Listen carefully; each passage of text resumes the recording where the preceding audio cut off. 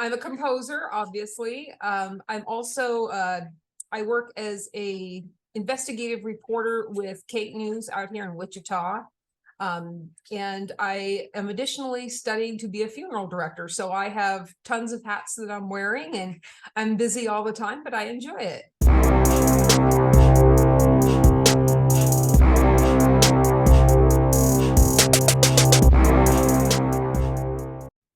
Welcome to the All the Hats We Wear podcast. I believe that if we want to be joyful, productive, and fulfilled, we have to first identify all the hats we wear, the roles we play. You're meant to do great things, and this podcast will teach you the skills you need to start doing them. I love talking about creativity and productivity, life purpose, inspiration, and many other areas of self-development. My name is Scott Snow, and I'm your productivity coach and the host of the show. We have a fascinating guest on the show today that's sure to give you some innovative insights on how to unleash your own creativity. Amy Webb is a native of Washburn, Maine, and resides in Wichita, Kansas. She has been an active educator, clarinetist, pianist, and conductor for more than 20 years. She received a Bachelor of Music degree in music education from the University of Maine in 1996 and a master's degree in instrumental conducting from the American Band College at Southern Oregon University in 2006. As a composer and arranger, she has a number of concert band works to her credit, including commissions, and enjoys writing band music for all grade levels. Amy, welcome to the show. Thank you for having me. Now, the audience would love to get to know you a bit. Would you tell us some of the different hats that you wear? I'm a composer, obviously. I'm also I work as a investigative reporter with Kate News out here in Wichita. And I am additionally studying to be a funeral director. So I have tons of hats that I'm wearing and I'm busy all the time, but I enjoy it. That's fascinating. Sheesh. I wonder, it seems like being a musician and a composer is kind of at the core of what you do. And maybe I'm wrong, but so how does being a musician and a composer, how does that affect your hats as being, a future funeral director and also an investigative reporter? Well, for me, largely, I just absolutely love music. Obviously, I did teach for 22 years in the public schools. I've always had an interest in music. I've always liked composing, but really, as a kid, wasn't really sure how to do it, how to set it up other than the bass clef and your treble clef, and learned those skills in a college class and enjoyed it and thought I would do it as a hobby. I ended up being picked up by a few publishers, and now it's more than a hobby for me. But what it really does is it allows me to decompress and be a little bit less stressful when I come home after a long day of investigating or even studying for the funeral service. It gives me a little bit of an outlet for any emotion that I might have. Maybe it was a really tough day at work. Maybe, we had a 5-car accident and there was deceased, and it just gives me a chance to vent that out a little bit. Do you have like go-to compositions that you go to, or is it, like you say, dependent upon the day that you had? Um, well, do you mean like different composers that I listen to, or? Like when you go to music after your day to, to recharge or whatever you need, is it a different set of types of music? Is it your own music you listen to, or? Well, actually, I like to listen to anything I listen to all sorts of genres of music. I'm 49 years old, and I will listen to rap. I will listen to country. I'll listen to pop. Just about anything. Right now, I really like anime. Actually, anime has some really, really nice pieces in it of the beginnings of the show and during the show. I love those. Anything with a really good beat, especially if the day has been upbeat, if the day's been kind of sad.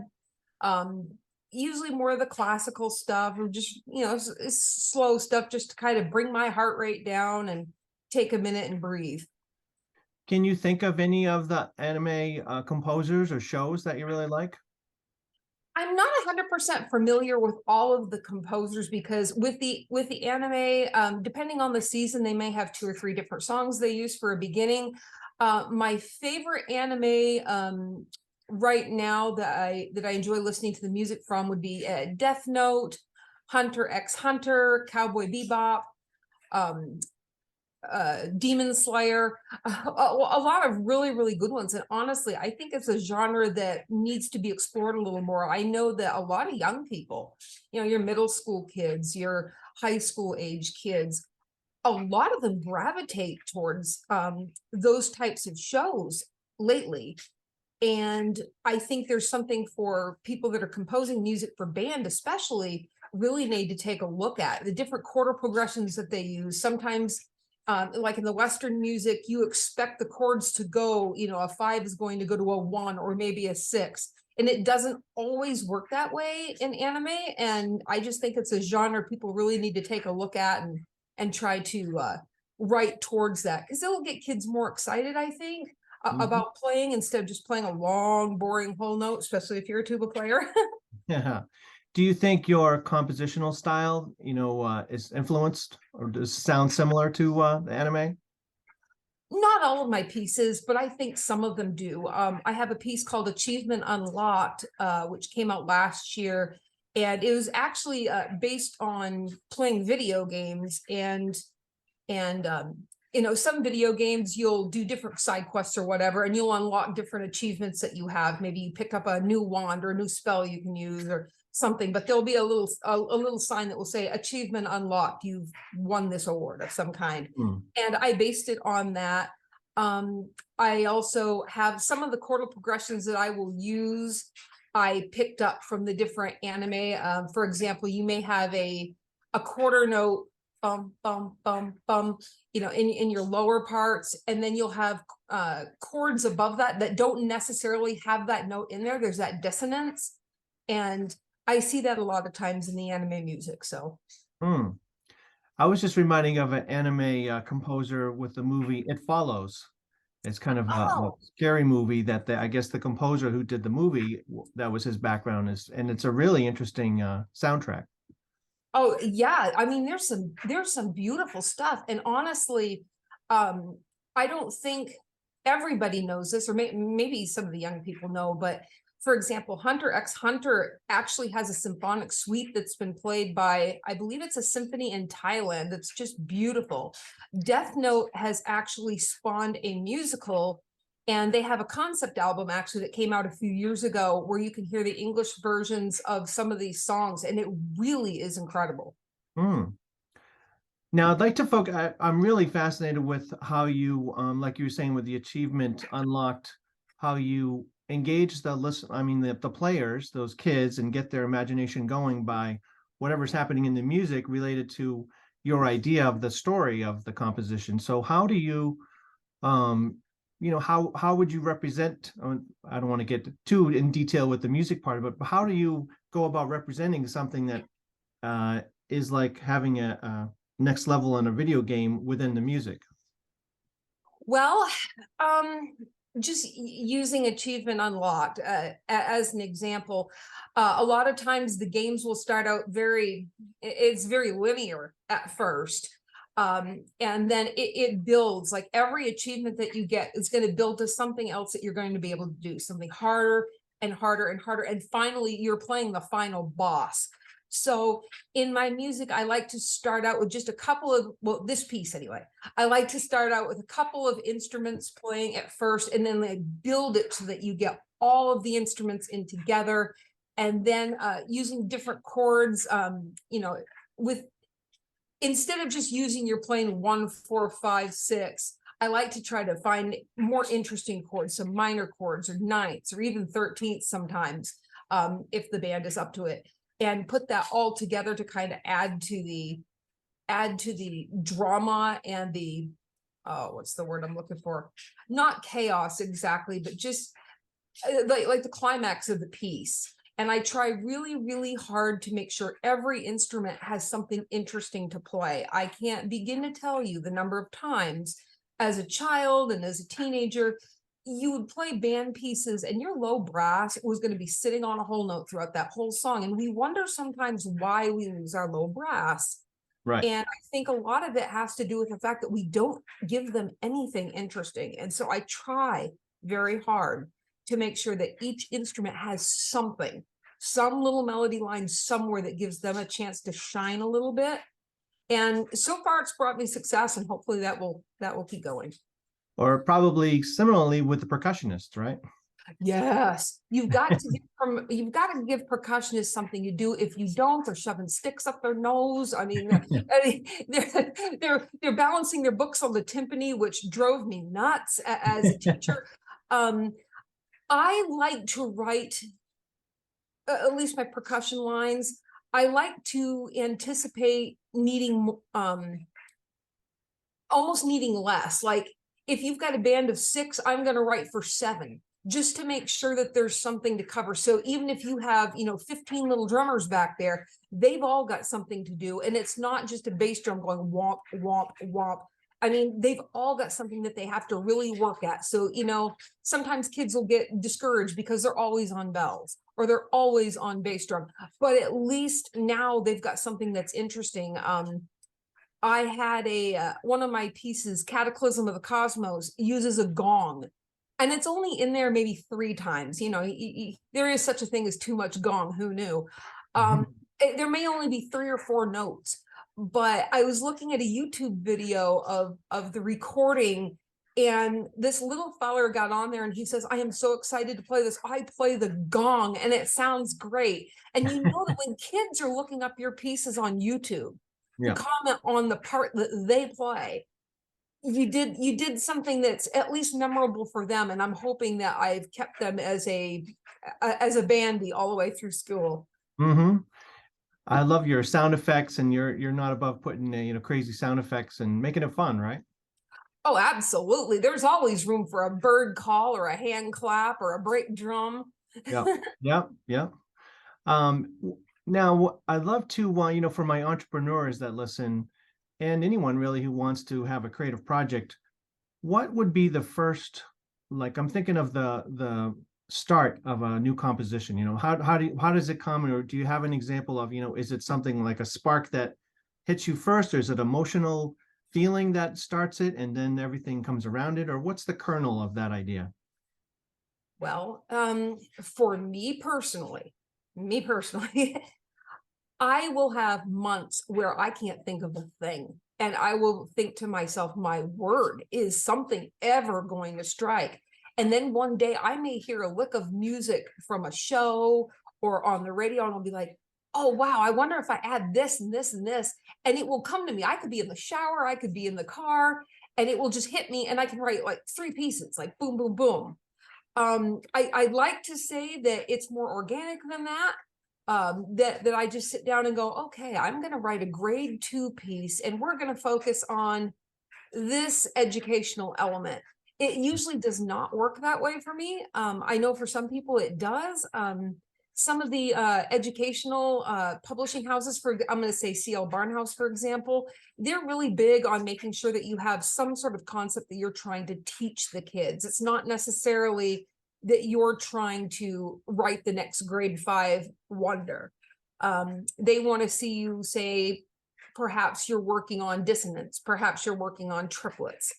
And for some people, they can sit down and say, well, here's my piece, I'm going to use this and this. But for me, it just comes to me in my head. Like, what comes to you? The idea of it?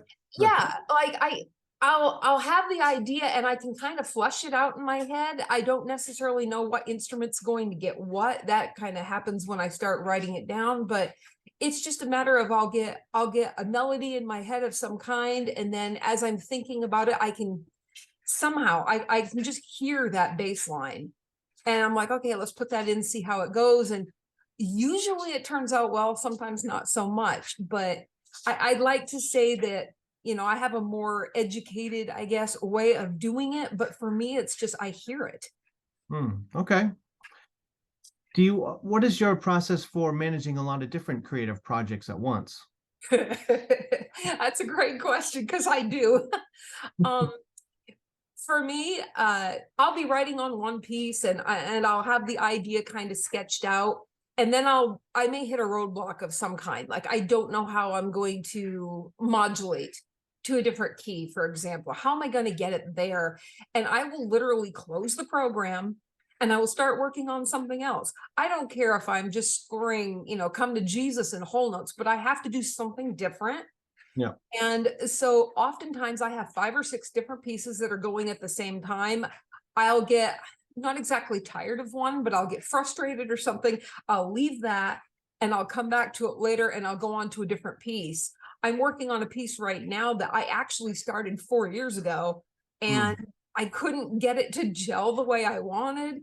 And I had a little recording of it that I had uploaded and I was listening to it in the car and I said, oh my word, this sounds terrible. What, but I should have done this, and it just kind of inspired me. So this morning I've been working on that. So some of the pieces that actually get published on any calendar year, I could have been working on for 3 or 4 years. It just took me that long to put it together in a way that I liked. Right. And probably a lot of your projects are at different stages within their completion. Right? Absolutely. I've got that pieces.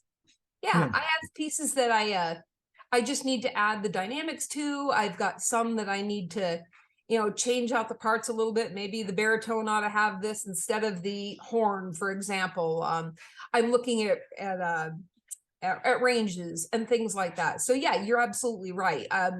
They're all at different stages. Right. And do you find you really have to kind of follow a like a sequence of those projects? First you need the spark of the idea, and then you need to start gathering those ideas. And that's just something I've put together as kind of a creative project management system for myself, starting with that spark of the idea and then the gathering all the resources, then the structure stage where you're really thinking of the brass tacks of it all. And then, the action stage, and then moving on to the refining stage, and then the completion. Do you find that you go through a sequence, or is it all mixed? A lot of times I do kind of like as you described. I'll have a sequence of steps that I go through. I'll put out the basic sketch of it, then I'll add the harmonies and then I'll add the dynamics and the different articulations I want. I have had sometimes one of my pieces, Jumbo Rafiki, which came out in, I want to say 2017, 2018, one of those years. I just sat down and wrote it. It took me about 2 hours. And I was like, this is how it's going to go. This is what I'm going to put in. I put it all in and I write everything out by hand. I mean, well, no, I don't. That's not what I mean. I don't write with a pen and pencil. I use Finale, but I don't have like GarageBand. I don't have any MIDI programs or anything. It's all in my head. And I put it down that way. And I just get it. But that was one of a few times that's happened. It's just inspiration struck. I said, this is exactly how it's going to go. And I blocked off about 4 hours and put that together. Are you a journaler? Well, I used to post on Facebook quite a bit. That's probably the extent of my journaling. Yeah. Okay. I'm always just curious. I wanted to switch gears a little too, because I know, now you're studying to be a funeral director, right? Yes. Now, I think being someone passionate about music, maybe I'll be able to have this little conversation with you. I'm curious because I've felt in the years sometimes that a funeral can actually be very beautiful. Like, of course, yes. we have the sad part, but I'm interested in how a musician and a composer, how does that come about in planning and serving the family and planning the funeral, in terms of your core of being able to have that emotive and emotional side to you of the music? How does that relate to the funeral directing? Well, I think the knowledge of music and the structure of music and the different styles of music lends itself very well to funeral directing. You get a point when people are coming in and it's solemn by and large. I mean, depends on the family. It's going to be solemn. It builds as people are talking about their loved one. You add the music in, and sometimes the families really don't know what the person wanted. So they will say to you, well, he liked country music, or he liked gospel, or he liked heavy metal. and you look for pieces that you can use we have different arrangements with different companies where we can use their music for a small amount of money each time. It's like licensing fees that we can use. And we have a really large bank of songs that we can go with. And I like to learn more about the decedent and find out what made him or her tick.